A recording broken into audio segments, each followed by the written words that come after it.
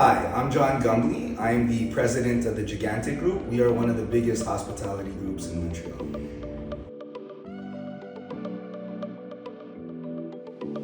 So my start, believe it or not, it's gonna sound kind of crazy, was built out of necessity. I grew up very, very poor, let's say, and in order to just like have the basics that a lot of kids had, like, you know, be able to go buy like a can of Coke or a bag of chips, I started selling chocolates door to door.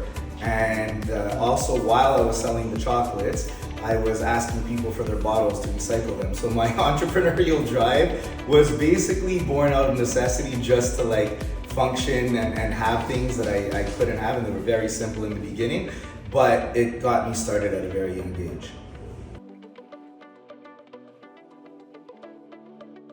So super important. One of the most fundamental things about my venues is that I like to say you're stepping into a world when you come into any of them.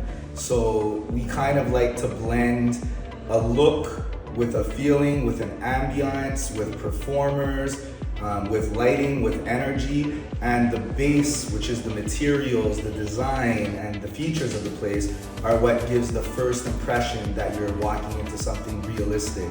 You could add, you could make a Chinese restaurant just by giving it a Chinese name, but if the four walls are just windows or whatever, you don't get that energy.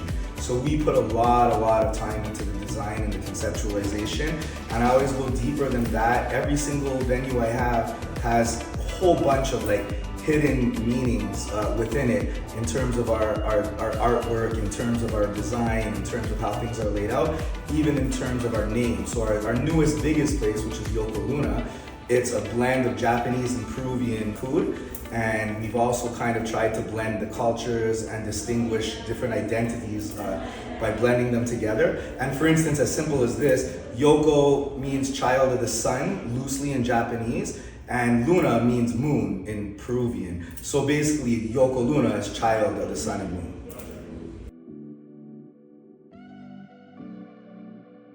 Everything. So I don't really hire designers that that are gonna bring me the idea from zero and pop it in front of me and say, this is what your place is going to look like. I kind of hire designers that I could work with, where I have the base premise of everything that I want. I have dozens and dozens of referential pictures that they could look at as references to ideas that I have. I explain to them the concept and the colors that I want and the warmth. And then with that palette, the designer is supposed to paint something and potentially make it better than what I brought to him. But I would never pay somebody as if I didn't have my own ideas or my own thoughts and theories on what I want to create something from nothing, because like I said before, one of the most important things to me and one of the funnest things for me is I just love to create. So the biggest thing I do and why I move from project to project so quickly isn't because I want to make money or be successful or show off and be like, we sell this and we sell that. It's because I get bored and I want to like create something new. So I create something from top to bottom. I'm super excited, I'm super into it. Every little detail matters to me. Once I breathe life into it and we make sure the fundamentals are working, the food is flowing, the place is operational in the right way, we're receiving the gifts in the right way, and we're opening and closing properly, I quickly want to move on to creating something to inspire myself, I guess you could say.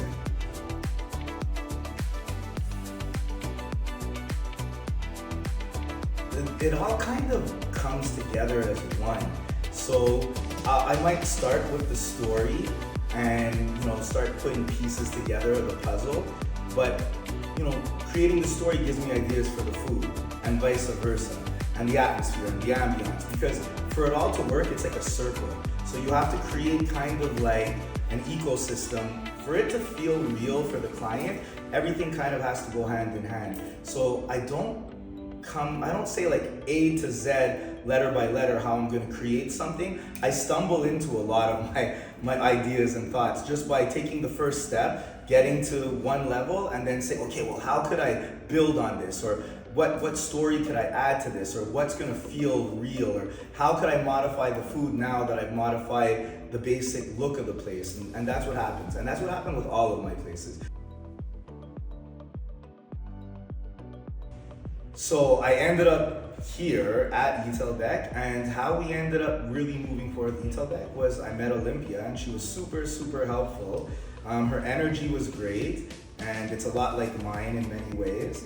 And she gave us some really good ideas and examples and showed us materials, and that little bit of extra care that she put into it really made me more interested in working here. And then we just did the deal here. And then she put us in touch with her team, and everything worked out. But we found key thing here is when I walk into a place and I give my basic idea to somebody, I'm much more able to work with the person if they understand what I'm talking about and they show me the right things.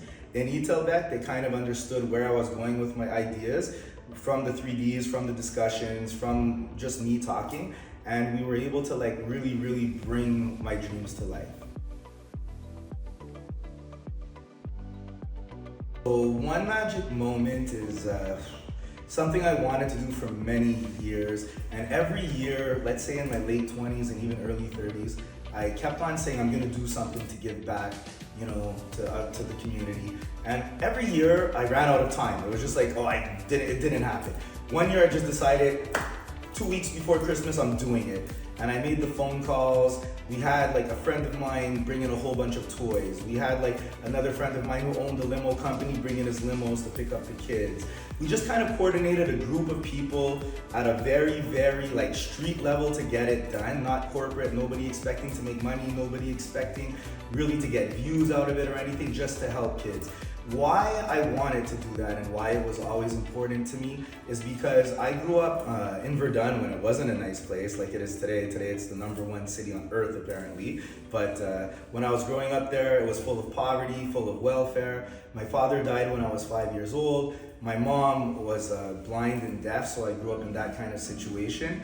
And one of the things that got me through those early years was the church. So I went to church, Onward Gospel Church to be clear, and they would pick me up in a school bus, bring me there. Christmas, they would give us Christmas baskets, so we would get a turkey, we would have help. I was in stockades and brigades and doing, these things kept me off the streets and stuff like that. And if there hadn't been a group of people thinking about this kid with no father, with a blind and deaf mother in a third world country, I would have been on the streets in a gutter somewhere.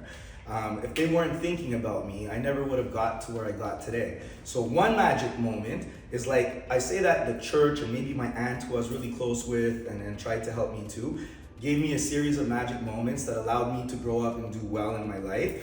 And one magic moment was the idea of me trying to instill that same idea in, you know, a street level youth or somebody coming out of the abject poverty and doesn't have much, to show them that there's more to life and there's more opportunity than they might be seeing within the four walls that they see on a daily basis. And that's what we did. And we've had, I think, 1,500 kids live that experience of like a full, like it's really an experience like going to one of my supper clubs as if you're a VIP. And we pick them up in a limo, we bring them in, they meet Santa Claus, they get gifts that are specific to those kids with their names on it. We put the extra effort to do that. We feed them like a 5-course meal. We have performers come in, and then as much as possible, I've had like George St. Pierre, PK Subban, other people come in to meet them as inspirational role models. Just to like give these kids, again, the one magic moment that, hey, if a few of them say, this was really, really good to me, and they get inspired to try harder or do better, that's the whole goal of one magic moment.